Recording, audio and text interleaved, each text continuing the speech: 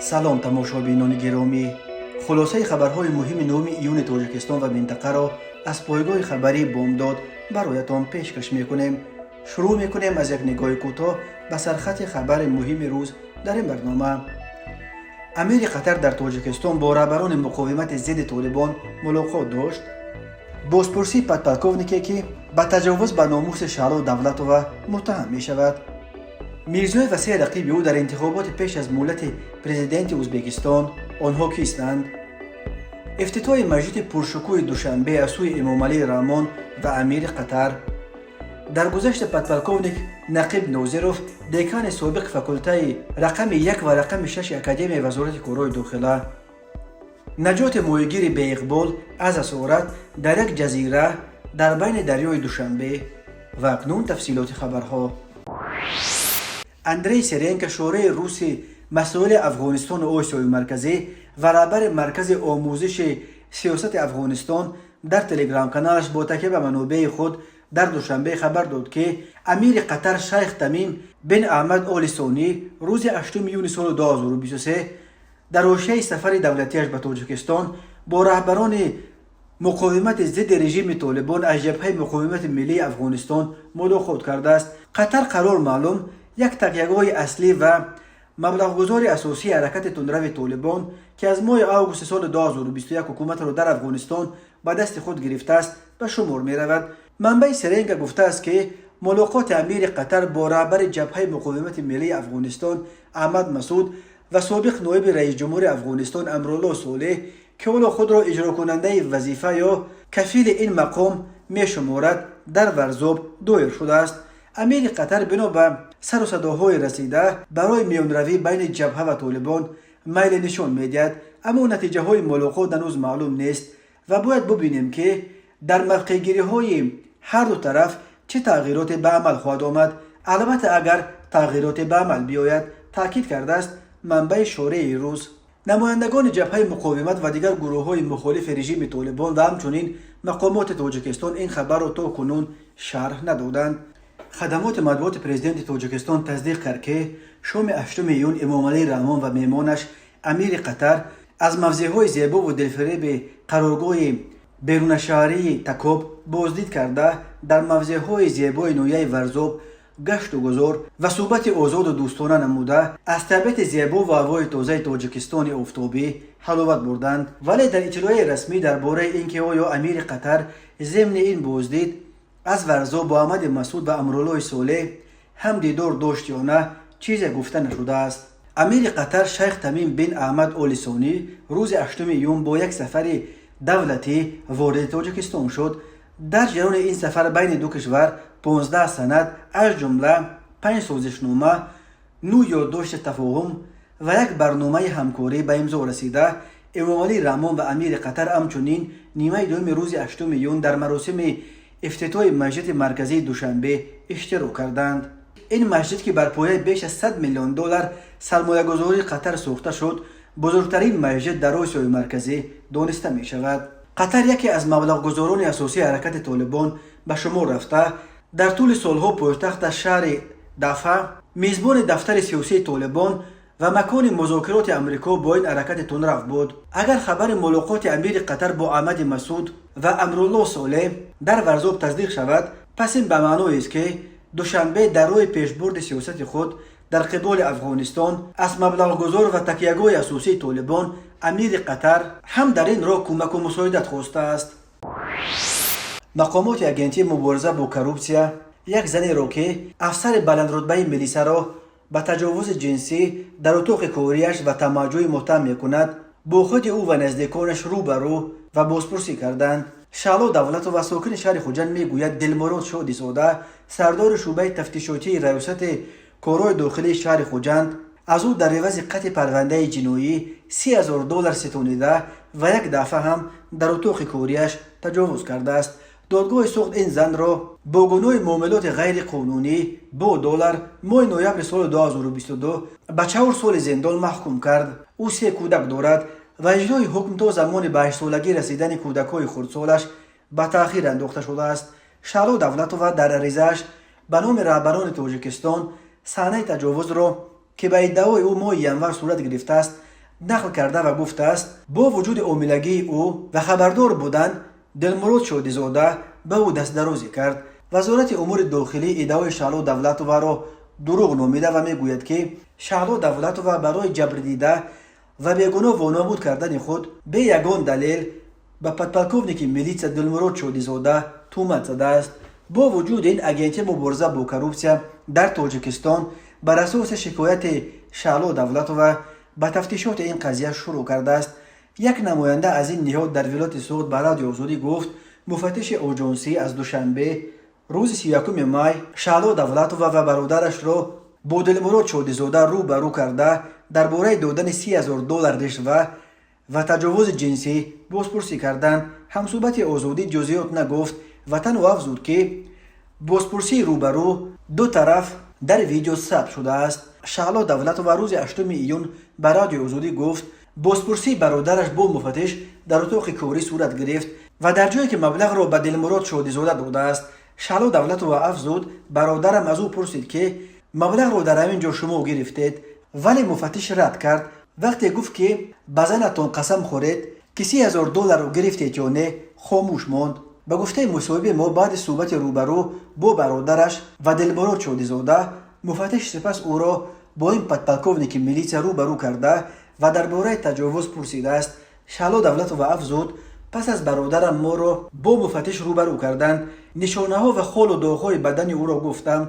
وقتی لباسش را پایان کرد به نوار گرفتند. به مفتشان گفتم که وقتی دست درازی کرد گفتم که حامله دار هستم، گوش نکرد.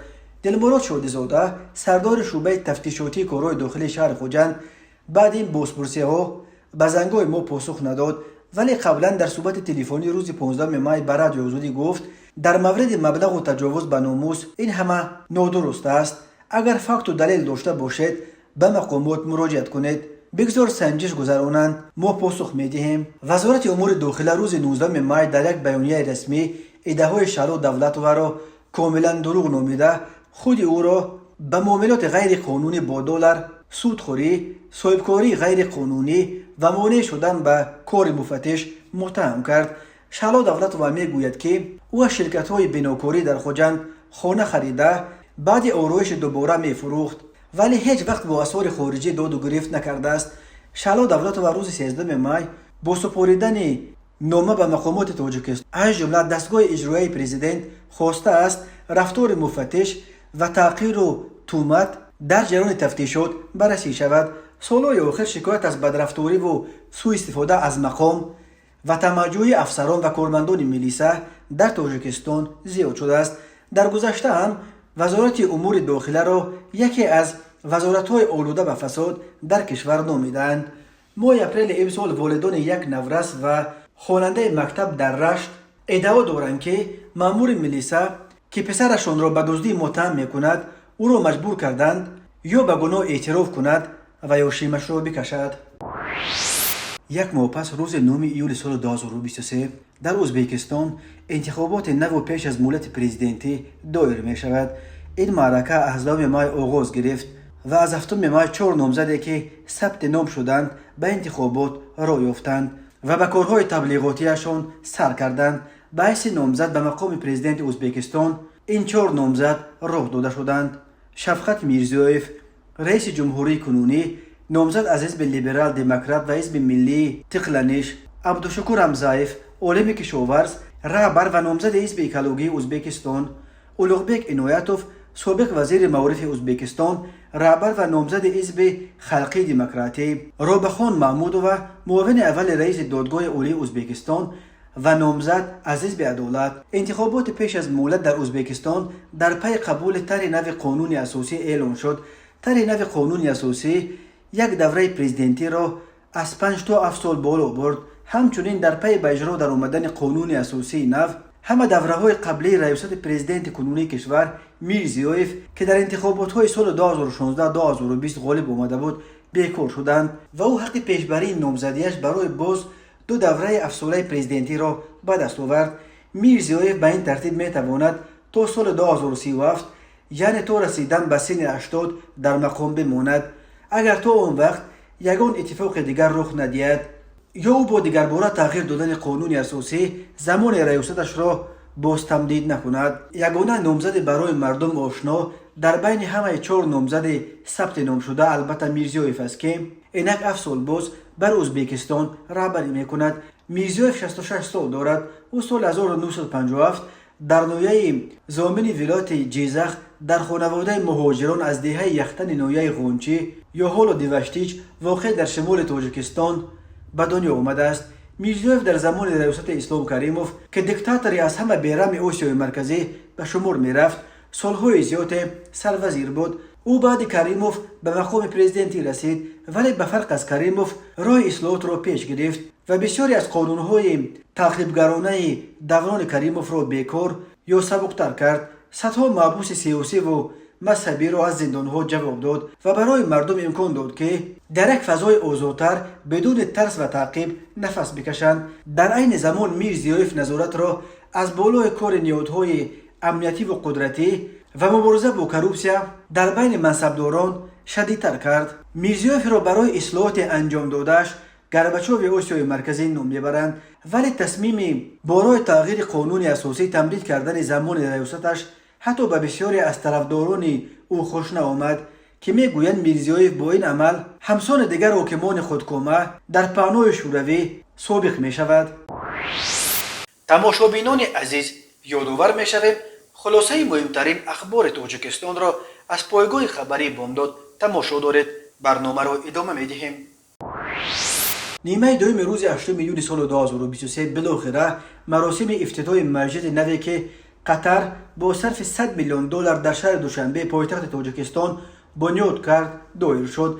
در مراسم افتتاح مسجد جامع مرکزی دوشنبه پرزیدنت تاجیکستان امامعلی رحمان، امیر قطر شیخ تمیم بن احمد آل ثانی که با یک سفر دولتی به تاجیکستان آمده است و دیگر شخصان رسمی اشتراک کردند. خدمات مطبوعات پرزیدنت تاجیکستان بنای مسجد را انشاءات مهم معنوی و شاهکاری معماری ملی تاجیکانه نامیدند. نوشت که امامعلی رحمان و امیر قطر با مسجد و شرایط برای نمازگزاران معیار شده شنا شده به صفت کارهای انجام داده شده که با رعایت سنت‌ها و نازکی‌های معماری ملی اجرا شده تجسمگر آمیزش ماهرانه ارزش‌های ملی و سنت‌های دینی میباشند بهای بلند دادند.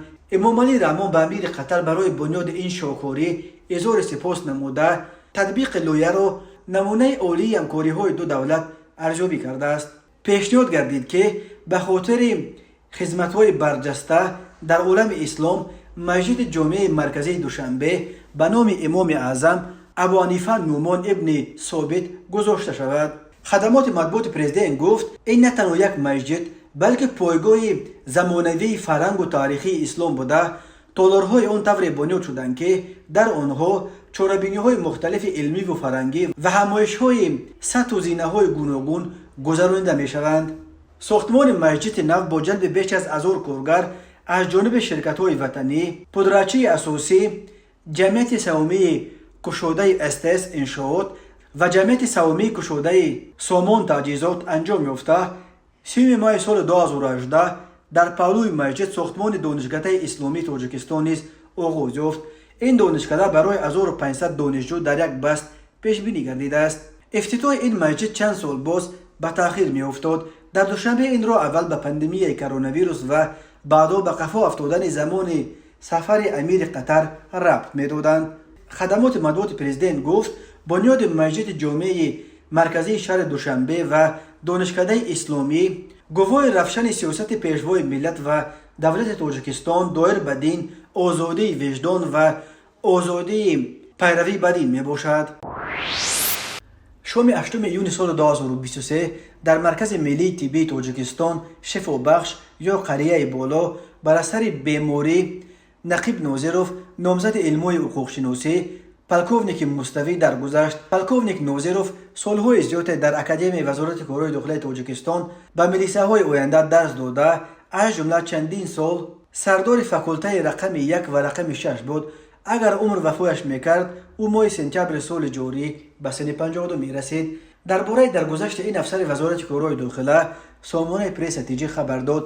بنا به اطلاع این نشریه مراسم نماز جنازه و دفن پالکوونیک مستوی نقیب ناظروف روز 9 ایون در زادگاهش دهه زیر ایثار جماعت دیهات رودکی در کنار شهر پنجکند دایر شد. نقیب نوزروف در سپتامبر سال 1971 در دهه زیر ایثار شهر پنجکند به دنیا آمده. سال 1993 1997 در اکادمی وزارت کارهای داخلی روسیه تحصیل کرده است. بعد بازگشتش از روسیه او سالهای 1997 1999 در وظیفه ناظر شعبه تامین حقوق و علاقه های بیرونی ستاد مفتش ریاست تفتیشات وزارت کارهای داخلی تاجیکستان کار کرده. از سال 1999 تا زمان به نفقه رفتنش در سال 2022 در اکادمی وزارت کارهای داخلی تاجیکستان درس میداد. نقیب نوزروف مؤلف زیاده از 50 اثر علمی تحقیقاتی و تعلیمی از جمله 2 مونوگرافیا، 1 کورس لکسیا، چند دستور تعلیمی متدی و برنامه تعلیمی بوده. در مسائل مربوط به مرافعه جنایتی، پرابلم های حفظ، رعایت حقوق و آزادی های انسان و شهروند، در مرافعه سودی جنایتی جمهوری تاجیکستان حدود 45 مقاله تالیف نموده است. برای خدمت‌هایش با مدال و نشان و عنوان‌های اعلاچی معارف جمهوری تاجیکستان، اعلاچی ملیت جمهوری تاجیکستان سرفراز گشته است.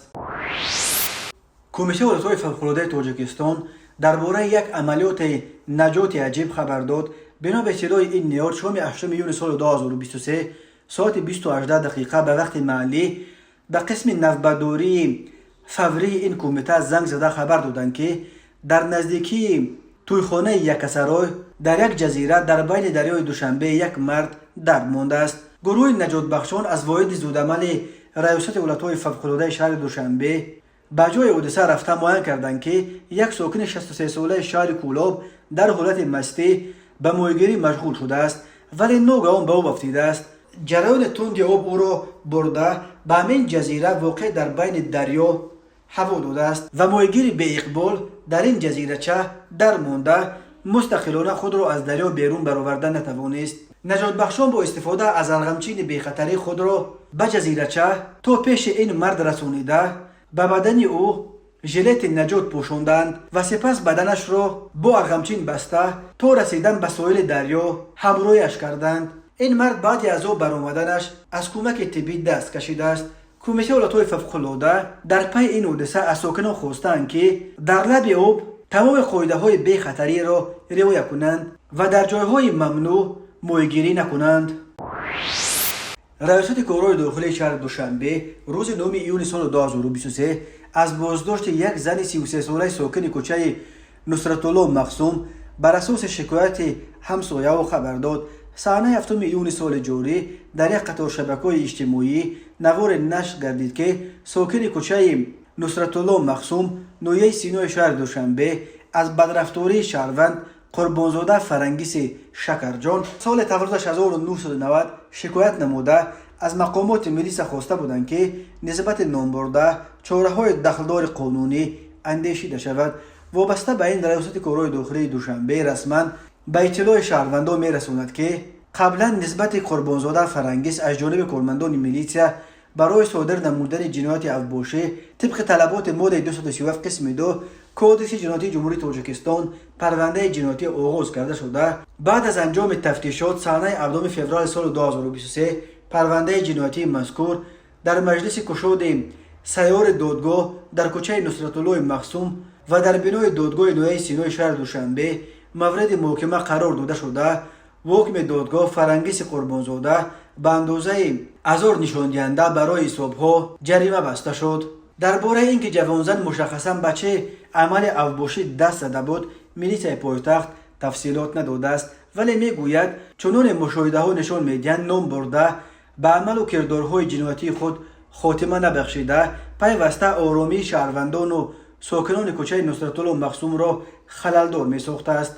وابسته به شکایت همسایه‌ها در حال حاضر نسبت قربانزاده فرنگیس برای پی هم ویران نمودن ترتیبات جمعیتی مواد ضروری ترتیب داده شده مورد تفتیشات پیشکی قرار دارد. خود فرنگیس قربانزاده و نزدیکانش برای شرح این ماجرا دسترس نیستند.